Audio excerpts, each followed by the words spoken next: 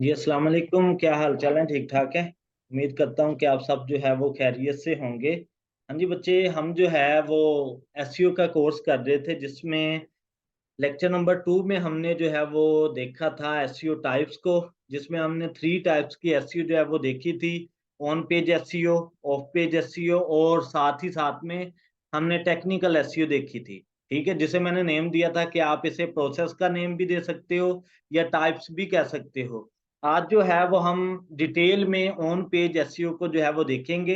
ये on page SEO detail में देखने का पर्पस सिर्फ थ्योरेटिकली है, कि थ्योरेटिकली आपके माइंड में टर्म्स बैठे कि मैंने जिस भी प्रोजेक्ट की एसईओ करनी है तो मुझे फर्स्ट स्टेप किस तरीके से लेना होगा, किन बातों को अपने माइंड में बिठाना होगा, जिसकी बेस पे मैंने जो है वो नेक्स्ट काम करना है। ठीक है, तो कल मैंने आपको दिखाया था कि ऑन पेज एसईओ जो है वो सबसे मेन चीज है। तो आज जो है वो मैंने स्लाइड्स इसकी बना रखी हैं, ताकि क्योंकि इधर मैं बहुत कम जो है वो वर्ड्स लिख रहा होता था। ठीक है, इसलिए इधर से जो है वो हम पीडीएफ फॉर्म में जो है वो देखते हैं।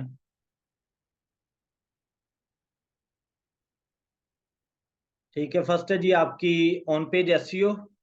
ठीक है, उसके बाद सेकंड पे जो है वो हम बढ़ते हैं टेबल ऑफ कंटेंट में। आज के लेक्चर में हम जो है वो चीज डिस्कस करेंगे ऑन पेज एसईओ की और ऑन पेज एसईओ फैक्टर्स। ठीक है जी, ये 2 पॉइंट्स हम जो है वो डिस्कस करने वाले हैं। फर्स्ट पे हम आते हैं जी ऑन पेज एसईओ के मुतालिक। जैसे कि कल वाले लेक्चर में भी मैंने आप लोगों को एक बात बताई थी कि जो एसईओ हो रही होती है ना, वो किस चीज की एसईओ होती है? आपके पेज की। एक है जी होम पेज, एक है साथ में क्या आपका अदर पेजेस। इसमें बात बोली जा रही होती है कि हमने एसईओ किस चीज की करनी है जी? वेबसाइट की एसईओ करवानी है। जो भी पर्सन आपसे ये बात करता है मैंने अपनी वेबसाइट की एसईओ करवानी है, तो उससे मुराद क्या है कि आपने होम पेज की एसईओ करनी है। तो अब जो चीज मैं आपको बताने वाला हूं वो आपके होम पेज के लिए है। क्यों?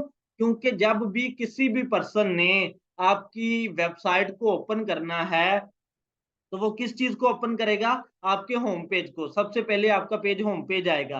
तो वो होम पेज की एसईओ जो है वो किस तरीके से करनी है उसके मुतालिक हम जो है वो डिटेल में बात सीखेंगे। सबसे पहला पॉइंट इसमें कि आपका क्या है जी? Optimization to visible content. Visible content कौन सा होता है? विजिबल कंटेंट आपका वो कंटेंट है जो कि किसी भी वेबसाइट पे शो हो रहा होता है। जैसे कि मैंने अपनी वेबसाइट ओपन की simlishes.com। अब इसमें जो भी कंटेंट आपको नजर आ रहा है वो आपका क्या आएगा? विजिबल कंटेंट आएगा। जैसे कि ये आपको जो है वो लिखा हुआ नजर आ रहा है, ये विजिबल कंटेंट है। ठीक है, जिसे आप जो है वो मेन पेज के ऊपर देख रहे हैं। उसके साथ ही साथ एक मैंने जो है वो दूसरी टर्म आपको बताई। ठीक है, ये एक टर्म नीचे लिखी आ रही है जी, ऑप्टिमाइज एचटीएमएल सोर्स कोड। अब ऑप्टिमाइज एचटीएमएल सोर्स कोड से मुराद क्या है? कि कुछ आपका कंटेंट ऐसा होता है जो आपको नजर नहीं आ रहा, जिसकी हमने एसईओ जो है वो करनी होती है, वो आपके कोड स्कीमा में हो रहा होता है, यानी कि आपका बैकएंड जो है वो हो रहा होता है। जैसे कि आप लोग जो बंदे वेबसाइट डिजाइन करते हैं, वेबसाइट के लिहाज से काम करते हैं, उन्हें पता है कि जो वेबसाइट है वो 2 तरह से जो है वो बनती है।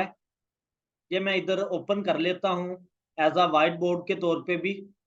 ठीक है, फर्स्ट आपका बेटे उसमें चलता है कि जो आपने वेबसाइट बनानी है। ठीक है, वेबसाइट बनानी है, उसके 2 वेज हैं। एक तो वर्डप्रेस से बनाई जा सकती है। ठीक है, वर्डप्रेस जिसका जो है वो वाज़िया तौर पे आपको विजिबल कंटेंट के तौर पे काम हो रहा होगा। ठीक है, और एक होती है कस्टम वेबसाइट।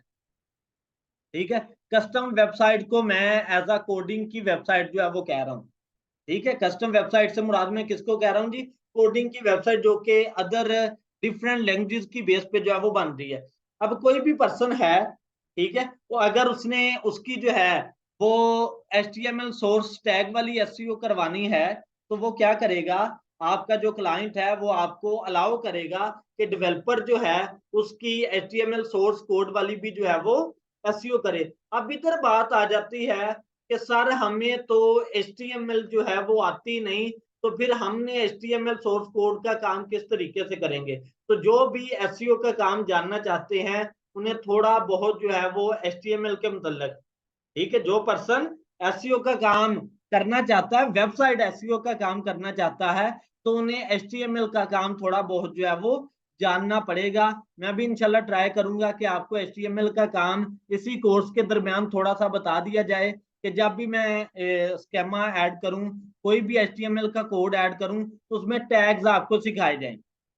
थोड़ा सा आप लोगों के लिए डिफिकल्ट होगा, लेकिन इंशाल्लाह मैं सिखा दूंगा, इस चीज की आप लोगों ने टेंशन नहीं लेनी। तो मेन ऑन पेज एसईओ में ये दो फैक्टर जो है वो इन्वॉल्व हो रहे होते हैं, जो कि मैंने आप लोगों को बताए।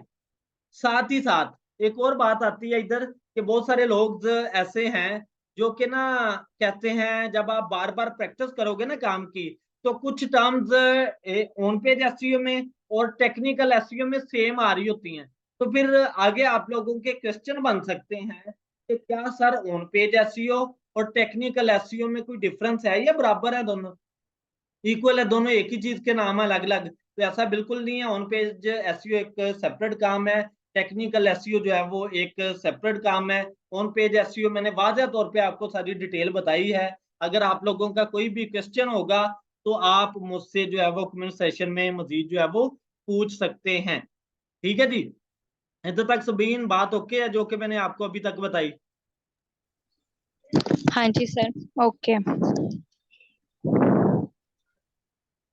नेक्स्ट हम बढ़ते हैं जी फैक्टर्स की तरफ। ऑन पेज एसईओ के जो है वो फैक्टर कौन कौन से हैं? ऑन पेज एसईओ में अब फैक्टर्स से मुराद क्या है? वो चीजें जिनको हमने मस्ट मद्देनजर रखना होता है काम करते वक्त। ठीक है, सबसे पहली चीज स्ट्रक्चर ऑफ कंटेंट। अब स्ट्रक्चर ऑफ कंटेंट से मुराद क्या है? स्ट्रक्चर ऑफ कंटेंट से मुराद है कि जो कीवर्ड्स आप अपने काम के लिए ऐड करने लगे हैं, अपनी वेबसाइट के लिए ऐड करने लगे हैं, क्या आप लोगों ने उसके रिलेटेड पेजेस भी बनाए या नहीं बनाए? जैसे कि मैंने अपनी वेबसाइट का मेन पेज बना लिया केडीपी के रिलेटेड, आगे मैंने जो है वो उसमें ऐड कर दिया क्या जी, Amazon केडीपी बिजनेस ऐड कर दिया, केडीपी लॉन्चिंग प्रोग्राम ऐड कर दिया, केडीपी वर्चुअल असिस्टेंट ऐड कर दिया, बुक मार्केटिंग कर दिया, बुक राइटिंग कर दिया, बुक पब्लिशिंग कर दिया। ये कीवर्ड तो मैंने ऐड कर दिए, लेकिन उस कीवर्ड के अगेंस्ट मैंने पेजेस नहीं बनाए हुए, तो मेरे काम करने का कोई फायदा नहीं होगा। इसलिए आपने अपनी वेब का जो भी स्ट्रक्चर रखना है, तो आपने कीवर्ड्स वो इस्तेमाल करने हैं जो कि आप अपने मेन मेन्यू में या जिनके आपने पेजेस क्रिएट करने हैं। बात समझ रहे हो? क्योंकि काम तो मेरे बच्चे बेशक हम जो है वो होम पेज का कर रहे हैं, लेकिन जब एसईओ करनी है तो होम पेज की एसईओ इस तरीके से करनी है ताकि आपके अदर जो पेजेस हैं वो भी इंटरलिंक हों एक दूसरे के साथ। बात समझ रहे हो बेटे? हाँ जी। ठीक है जी, अब नेक्स्ट नेक्स्ट जो है वो बढ़ते हैं कि आपका स्ट्रक्चर ऑफ कंटेंट से मुराद ये चीज आ गई। उसके बाद कीवर्ड्स इन टाइटल। ठीक है, साथ में है जी optimize title. Keywords in title से मुराद क्या है कि आपने जो टाइटल रखना है अपने किसी भी ब्लॉग का, ठीक है, उसमें जो आप कीवर्ड यूज कर रहे हैं वो रैंक वाले कीवर्ड इस्तेमाल करें, ठीक है, या आप जो है वो लो कंपटीशन वाले कीवर्ड्स इस्तेमाल करें।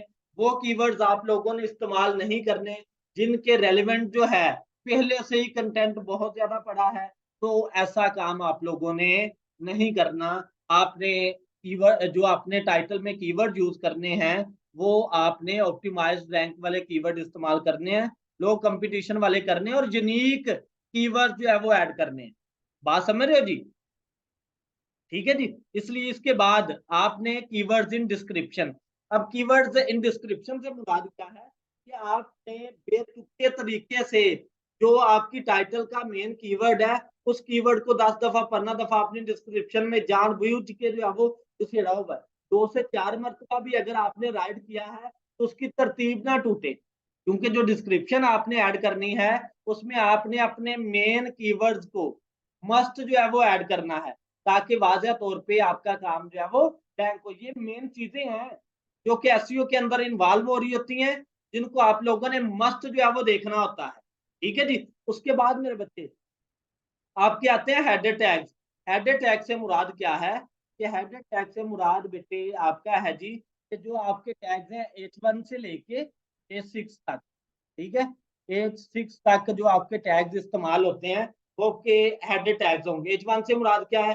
फर्स्ट टैग का फोन जो है वो 16 है, दूसरे का 14 है, ठीक है, उसके बाद जो है वो 12 है, उसके बाद 10 है। इस तरीके से यानी कि एक तरतीब में आपने अपने आर्टिकल को लिखना है। यानी कि जिस तरीके से ये काम है ना, ये मैं सारे जो है वो जानबूझ के ऐसे लिखे हैं। जब मैं आपके काम की एसईओ करूंगा ना, तो फिर आप लोगों को बताऊंगा कि ये हमारी जो है वो H1 हेडिंग है, इसका फ़ॉन्ट कितना देना है, ये H2 हेडिंग है, इसका फ़ॉन्ट कितना देना है, उसके बाद ये पैराग्राफ में H3 सब में ले आ गया, इसका जो है वो हमने कैसे देना है, या स्टेप बाय स्टेप हमारी मल्टीपल हेडिंग्स आ रही हैं, ठीक है, उसको किस तरतीब में देना है, उसका फ़ॉन्ट स्टाइल कितना रखना है, क्योंकि ये सारी चीज़ें डिपेंड कर रही होती हैं। आज से 5-10 साल पीछे चले जाए ना, तो तब ये चीजें डिपेंड नहीं करती थी, तब प्रॉब्लम नहीं होती थी, एज इट आप काम कर रहे होते थे, तो आपका क्लाइंट था उसे मसला नहीं था आता। लेकिन अभी जो है वो यूजर अटैच नहीं होता, बात समझ रहे हो? इसलिए आपने इन चीजों को मस्ट अच्छे से देखना है। जब प्रैक्टिकल करूंगा फिर मैं सारे फोन स्टाइल, फोन चीजें जो है वो आप लोगों को बताऊंगा कि आपने कैटेगरी वाइज किस तरीके से आपने अपना फोन सेट करना है। जैसे कि मैं केडीपी का काम आपको बुक राइटिंग का सिखाता हूँ ना, तो उसी तरीके से ब्लॉगिंग करनी है ना आपने। जो आपने ब्लॉग बनाना है उसके प्रॉपर टेबल ऑफ कंटेंट बनाने हैं, ठीक है जी। टेबल ऑफ कंटेंट की कितनी हेडिंग होनी चाहिए, कितना उसका फोन स्टाइल होना चाहिए, फिर नीचे जो आपने उसे डिटेल में एक्सप्लेन करना है, उसमें आपने किस तरीके से काम करना है, ये सारी चीजें जो है वो आप लोगों को प्रैक्टिकली सारी करके इधर दिखाऊंगा, ठीक है। उसके बाद नेक्स्ट है बच्चे इमेज ऑप्टिमाइजेशन। इमेज ऑप्टिमाइजेशन से मुराद क्या है कि आपकी इमेज का साइज कितना होना चाहिए। अब जो आप कर रहे हैं पेज का साइज, फॉर एग्जांपल आपका, जैसे कि हम बुक का काम करते हैं ना, उधर मैं कोई भी एक चीज आपको करके जो है वो दिखाता हूँ, कोई बुक एक आध, जैसे कि ये एक ही बुक पड़ी है सामने, ठीक है।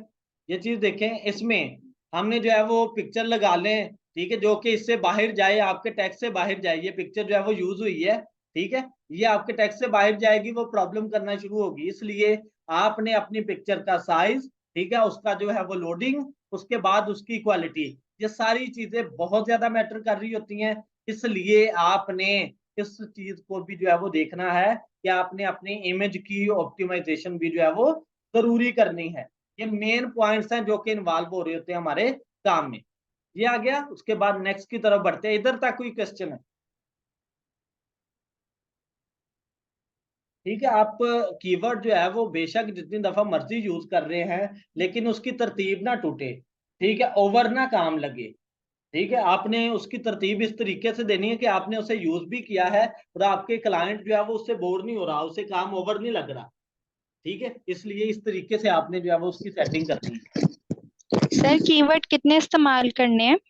बच्चे कीवर्ड आप जितने मर्जी कर लें, 5 कर लें, 10 कर लें, ठीक है, 10 दफा अपने कीवर्ड को यूज कर लें, लेकिन कीवर्ड को, मेन कीवर्ड को यूज करने की तरतीब इस तरीके से होनी चाहिए कि आपका क्लाइंट जो है वो आपके साथ अटैच हो, ना कि आपको छोड़ के भागे, उसे लो क्वालिटी का वर्क ना नजर आए, यानी कि स्पैम वर्क जी। नजर ना आए कि ऐसे ही किसी जगह से इसने ओके। डंडा काट दिया और इधर मार।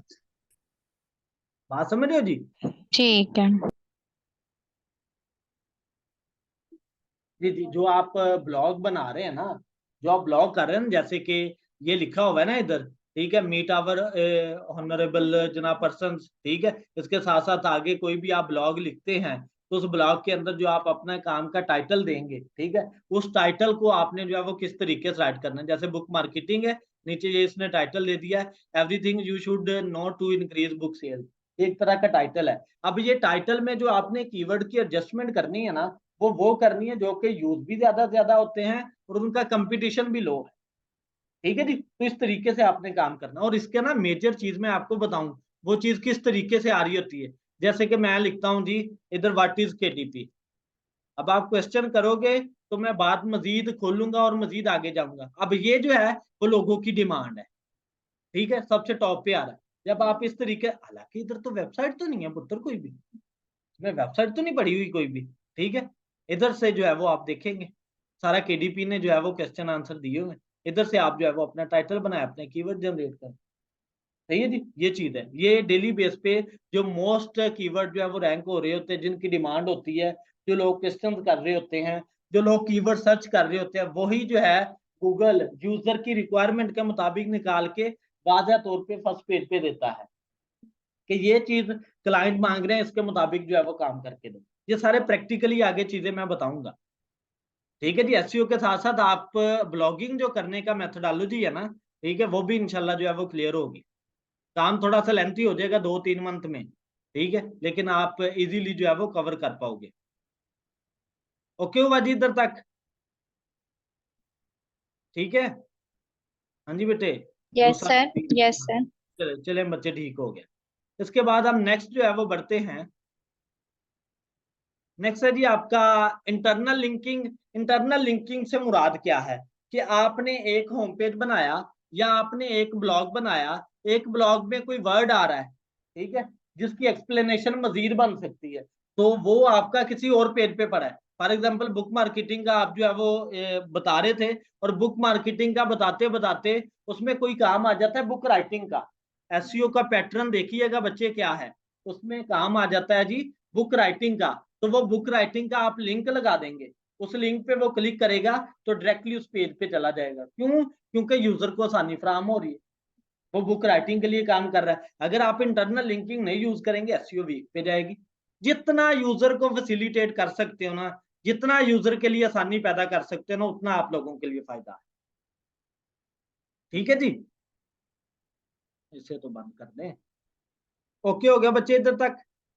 ठीक है। Internal linking. हाँ जी। इसके बाद है जी जी। Depth of content.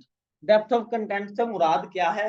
इससे आपका क्लाइंट आप लोगों को पिक करेगा कि हाँ भाई आपके पास कितना नॉलेज है इस कंटेंट के रिलेटेड। अब नॉलेज से मुराद ये नहीं है कि चैट जीपीटी से डाटा उठाओ, चुको, कॉपी करो, पेस्ट कर दो, ऐसा बिल्कुल नहीं है। ठीक है। आपने नॉलेज अगर उधर से काम भी कर रहे हैं ना, किसी जगह से बना रहे हैं, किसी एआई टूल से ब्लॉगिंग कर रहे हैं, पहली बात है कि चलेगी नहीं। अगर आप करते भी हैं तो आपने उसको इस तरतीब से देना है कि आपके क्लाइंट की आंखों को वो चीज अच्छी लगे, उसकी रिक्वायरमेंट के मुताबिक काम लगे। ठीक है। यानी कि आपने काम सिंपल डेप्थ ऑफ कंटेंट में कोई भी टॉपिक आया 2 से 3 अल्फाज में उसको साइड पे लगा दिया, ऐसा बिल्कुल नहीं करना। ठीक है। आपने प्रॉपर उसके ब्लॉग के टेबल ऑफ कंटेंट बनाने हैं, जैसे कि मैंने ये बनाया ना, तरतीब आपको बता दी कि ये देखें ऑन पेज एसईओ का काम था। मैंने इसके प्रॉपर टेबल ऑफ कंटेंट बनाए, टेबल ऑफ कंटेंट बनाने के बाद स्टेप बाय स्टेप जो है वो चल रहा हूँ। अब मैंने इस तरीके से काम कर रहा हूँ कि आप लोग बोर नहीं होगे। पहले मैं जो है वो काम बता रहा था एज इट ही, तो उससे आपके अंदर जो है वो बोरियत आ रही थी। बेशक इधर एनिमेशन लगी है, पिक्चर लगी है, इनके साथ ही आप अटैच होते जाए, आप मेरे साथ जुड़ेंगे जरूर। सही है जी। इस तरीके से आपने अपने क्लाइंट को ग्रैब करना है, अपने साथ अटैच करना है। ठीक है। तो उसमें आपका बहुत ज्यादा इंपॉर्टेंट चीज है ये डेप्थ ऑफ कंटेंट की। ठीक है। कि आपने अपने काम का कंटेंट जो है वो डिटेल में ऐड करना होता है। उसके बाद आ जाता है जी इम्प्लीमेंट स्कीमा। इम्प्लीमेंट स्कीमा से मुराद क्या है? वही एचटीएमएल सोर्स कोड वाला काम जो कि मैंने आप लोगों को बताया। अब इससे मुराद क्या है कि आपने अगर किसी अदर पर्सन की वेबसाइट को, जो कि आपका कंपटीटर है और वो ऑलरेडी टॉप पे जा रहा है, अगर उसकी वेबसाइट का लिंक आपने अपने साथ अटैच करना है, तो वही लिंक अटैच करने का नाम, अदर अपने जो कंपटीटर है अदर काम को कोडिंग में बैकएंड पे वाजे तौर पे फ्रंट पे ना नजर आए लेकिन बैक पे नजर आए, तो वो वाला बच्चा स्कीमा कहलाता है। ठीक है जी। उससे भी अगर आपको नहीं करना आता तो नो इशू, मसला नहीं है, लेकिन अगर आप ऐड करते हैं तो आपका काम टॉप पे जा रहा है। क्यों? अगर आपका जैसे साथ में कंपटीटर है जिसकी वेबसाइट जो है फर्स्ट पेज पे शो होती है, जब उसी का स्कीमा आप नीचे ऐड करेंगे, ठीक है। अब अगर इसका ना मैं एग्जांपल ऐसे देता हूँ। फॉर एग्जांपल मेरी फील्ड केडीपी की है, तो किंडल प्रीमियर मेरा जो है वो एक तरह का कंपटीटर है मिसाल के तौर पे। तो इसने जो भी ब्लॉग बनाया, ठीक है, वही ब्लॉग उसने भी बनाया, वही ब्लॉग मैंने भी बनाया। अब उसका ब्लॉग ऑलरेडी टॉप पे जा रहा है, अब उसी चीज को मैंने प्रमोट करना है, तो मैं क्या करूंगा, स्कीमा के अंदर उसका जो है वो काम ऐड करना। ये कॉपी पेस्ट नहीं कराएगा। ठीक है। तो वो लिंक ऐड कर दूंगा, उससे मेरा काम भी जो है वो उसके बाद पहले पे नहीं आ रहा, तो उसके बाद मस्त जो है वो फर्स्ट पेज पे शो होगा। बात समझ रहे हो? हम्म। नहीं नहीं नहीं, रिपोर्ट ऐसे नहीं ना होता। हमने एक तरतीब में स्कीमा ऐड करने का पैटर्न बताऊंगा ना, कि किस तरीके से उस काम का स्कीमा ऐड करना है हमने अपनी बैकएंड कोडिंग में। हाँ जी ना, लिंक लगाएंगे ना, तो वो किस तरीके से हम लिंक लगाएंगे, क्या सारा सीन होगा, तो वो सारी चीजें हैं। ठीक है, उसके बाद बच्चे आ रहा है जी आपका ऑप्टिमाइज्ड यूआरएल। ठीक है, ऑप्टिमाइज्ड यूआरएल से मुराद क्या है? ऑप्टिमाइज का भी बता दूं कि हम जनाब देसी लोग हैं, पेंडू लोग हैं, तो हमें पता नहीं हो रहा होता, हम चुप करके बैठे तो रहते हैं लेकिन पता नहीं चलता ऑप्टिमाइज से मुराद क्या है, कि बार बार वर्ड ये शो हो रहा है, इससे मुराद क्या है। ये बेसिकली आपके काम को रैंक करवाना। ठीक है, अब ऑप्टिमाइज्ड यूआरएल से मुराद क्या है कि जितने आपके पेजेस हैं इनके लिंक्स को भी इंटरनली लिंक करना। ठीक है, या जो पेज एसईओ है उस तरीके से लिंक करना, प्रमोट करना, ये आपका बेटे कहलाता है ऑप्टिमाइज्ड यूआरएलएस। बात समझियो जी। यानी कि फॉर एग्जांपल ये मेरा पेज है बुक पब्लिशिंग का। ठीक है, बुक पब्लिशिंग का ये जो यूआरएल है, इनको जो है वो हम प्रमोट करवाएं। ठीक है, जिधर लोग डिमांड करते हैं, कोई भी ब्लॉग आपका बना है, आपने फेसबुक पे, ट्विटर पे, इंस्टाग्राम पे, डिफरेंट जगहों पे जो है वो काम कर रहे हैं, अगर किसी को भी इस ब्लॉग की जो है वो डिमांड है, कोई क्वेश्चन है, तो आप चुप करके लिंक कॉपी करें, उधर पेस्ट कर दें, तो इस तरीके से भी आपका काम जो है वो रैंक होगा। ये आपकी ऑफ पेज एसईओ कहलाएगी। बात समझे जी।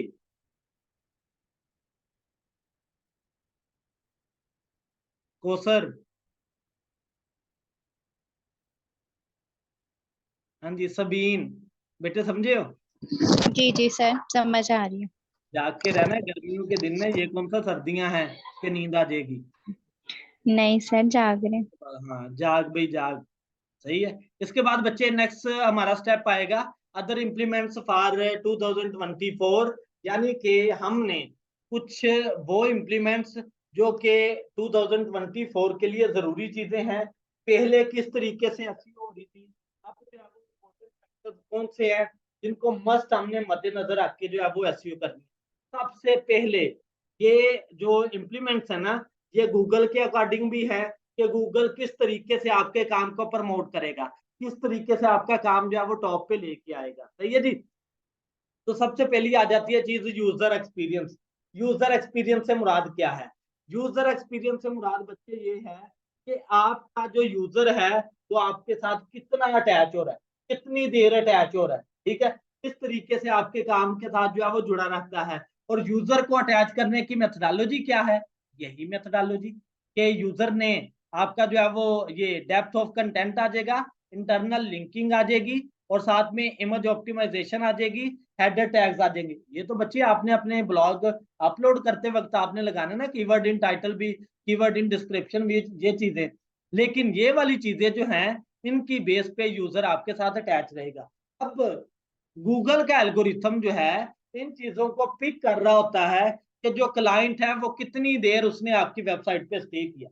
अगर ज्यादा देर स्टे करता है तो एल्गोरिथम ये बात पिक करता है कि हाँ भी इसकी वेबसाइट पे ये अच्छा कंटेंट है, जिसकी वजह से लोग इस पे स्टे कर रहे हैं। एक बंदे ने स्टे किया, दो ने स्टे किया, ठीक है, तो वो फिर नेक्स्ट कोई भी अदर सर्च करेगा तो वो हमारे काम को ही टॉप पे शो करवाएगा। मेरे जितने भी कंपटीटर होंगे ना, फॉर एग्जाम्पल मैं कोई भी केडीपी फॉर्मेटिंग के लिहाज से ब्लॉग बनाता हूँ, तो वो ब्लॉग 10 बंदों ने बनाया। ठीक है जी। तो वो जो 10 बंदों ने ब्लॉग बनाया, वो उनको भी सामने रखेगा और मुझे भी साथ में रखेगा, और टॉप पे किसको शो करेगा? जिसके साथ यूजर अटैच हो रहा है। बात समझ रहे बच्चे? वो जमाने गए कि जब हम करते थे कि ज्यादा से ज्यादा कीवर्ड ऐड कर दिए, जिसमें ज्यादा कीवर्ड होते थे आपके काम के रिलेटेड, तो उसको जो है वो टॉप पे शो कर देता था। अभी भी ऐसा हो रहा है, लेकिन अभी वो काम ओवर में चला जाता है, इस चीज को वो एक्सेप्ट नहीं करता। अभी वो कहता है यूजर फ्रेंडली काम, जितना यूजर फ्रेंडली होगा उतना जो है वो मैं आपको प्रमोट करूंगा। ठीक है, उसके बाद है जी आपका सीटीआर ऑप्टिमाइजेशन, यानी कि क्लिक थ्रू रेट। ये आपका गूगल जो है वो आपको, ठीक है, टॉप पे लाने के साथ साथ कितने लोग आपकी वेबसाइट पे क्लिक करते हैं, कितने लोग जो है वो आपके कंटेंट पे क्लिक करते हैं, उससे भी आपका सारे बंदे ने जो है वो इंप्रेशन गया लोगों तक, उसमें से क्लिक जो है वो 100 बंदों ने किया, तो उसका कितने लोग जो है वो अटैच हो रहे हैं इसके साथ, तो ये चीजें मैटर कर रही है। ये सारी चीजें यूजर एक्सपीरियंस में ही आ रही है, नीचे वाली भी ना, कि यूजर कितना अटैच है आपके ब्लॉग के साथ। उसके बाद क्लिक थ्रू रेट, उसके बाद है consideration of the content on the basis of search intent. ठीक है, ये आपका आ रहा है जी कि प्रमोशन में कि आपका कंटेंट जो है वो कितना सर्च होता है। ठीक है, तो अगर उसका लो कंपटीशन है, आपके कंपटीटर कम है, तो ऑटोमेटिकली आप जो है वो टॉप पे आओगे। जिस कंपटीटर कम कैसे फाइंड होंगे, क्या सारा तरीकाकार है, प्रैक्टिकली बताऊंगा। थोड़ा सा मैंने आपको बता दिया कि जो चीज आपका केडीपी का तो वैसे ही कंपटीशन बहुत कम है, बहुत कम लोगों की वेबसाइट इसके रिलेटेड बनी है, तो जो भी पर्सन इसकी ब्लॉगिंग करेगा वो ऑटोमेटिकली टॉप पे जाता जाएगा। अब नेक्स्ट वाली चीज है जी पेज लोडिंग स्पीड। अब पेज लोडिंग स्पीड किस तरीके से मैटर करती है। आज का जो क्लाइंट है उसके पास इतना टाइम ही नहीं है। ठीक है, अगर आपके पेज की स्पीड स्लो है तो वो कभी भी, ये टेक्निकल एसईओ में आ रही है। अब आ गया ना बच्चे काम कि टेक्निकल एसईओ का और ऑन पेज एसईओ का काम एक पॉइंट में जो है वो मर्ज हो रहा है। क्योंकि कल वाले लेक्चर में मैंने बताया था आपको टेक्निकल एसईओ का काम, कि टेक्निकल एसईओ में क्या चीज मेन पे मैटर करती है, आपके पेज की स्पीड। ठीक है जी, जितनी अच्छी होगी उतना काम जो है वो आपका टॉप पे जाएगा। तो अब ये चीज जो है वो मैंने अदर इम्प्लीमेंट में भी ऐड करवा दी कि अगर आपके पेज की स्पीड अच्छी है, कोई भी पर्सन उसे क्लिक करता है वेबसाइट पे, थोड़ी से वो वेबसाइट ओपन होती है तो क्लाइंट आपके साथ जुड़ेगा। अगर वो थोड़ा सा भी लोडिंग में जाती है तो वो क्लाइंट जो है वो आपके साथ कभी भी नहीं जुड़ेगा, वो आपसे जो है वो साइड पे हो जाएगा। ठीक है, एक दफा क्लिक किया, नहीं ओपन हुई, उसने आधा मिनट जो है वो वेट किया, 1 मिनट वेट किया, ओपन नहीं हुई, वो छोड़ देगा उसे। ठीक है, वो नेक्स्ट वेबसाइट पे चला जाएगा। इसलिए ये चीजें बहुत इंपॉर्टेंट है। ठीक है जी, पेज लोडिंग स्पीड। उसके बाद है बच्चे कंटेंट डेप्थ। कंटेंट डेप्थ का मैंने डिटेल आपको बता दी है कि कंटेंट डेप्थ में क्या चीज आएगी, कि जो भी ब्लॉग आप बनाने लगे हैं तो ब्लॉग को सिंपल टाइटल ऊपर लिखा, नीचे उसके मतलब डाटा पेश कर दिया, तो कभी भी क्लाइंट इस तरीके से आपके साथ नहीं जुड़ेगा। जब आप टेबल ऑफ कंटेंट बना के प्रॉपर अपना जो है वो राइट करेंगे, साथ में आपका कंटेंट भी आए, उसके साथ आपकी पिक्चर भी आए, तो ऑटोमेटिकली जो है वो क्लाइंट आपके साथ जुड़ेगा और आपका काम जो है वो प्रमोट होगा। सभी बात समझ लग रही है ना एसईओ की। ठीक है जी, कि हमने काम किस तरीके से करना है जिसकी वजह से हम हाँ प्रमोट। जी। ठीक है, हाँ जी बिल्कुल sir. Engagement rate, user retention things. ठीक है, ये बार बार यही चीज चल रही है। इसके आगे ईएटी फ्रेमवर्क है, इससे भी मुराद क्या है कि ये गूगल का गाइडलाइंस है। ठीक है, जिसमें वो यही चीज कहता है कि जिस बंदे ने यूजर अटेंशन को पा लिया, जिस बंदे ने यूजर की रिक्वायरमेंट को समझ लिया, हम ऑटोमेटिकली उसे प्रमोट करेंगे। सर मुझे यहाँ पे ऐसा लग रहा है कि इसके लिए आपको काफी हद तक ग्राफिक डिजाइनिंग का भी आइडिया होना चाहिए, क्योंकि इसमें हम काफी चीजें जो ऐड कर रहे हैं। तो बेटे जो हम केडीपी का कोर्स कर रहे हैं ना साइट पे, ठीक है, उसमें जी आपने ग्राफिक डिजाइनिंग भी सीखनी है, उसमें आपने कंटेंट राइटिंग भी सीखनी है, ब्लॉगिंग, सारे काम जो है वो उस पोर्शन के अंदर जी आ रहे जी। हैं। ठीक है, तो ठीक वो है। तो सारे के सारे यानी आपके काम क्लियर होते जाएंगे, इसलिए टेंशन जी नहीं है जी। इस चीज की। ओके, यानी कि जरूरी है।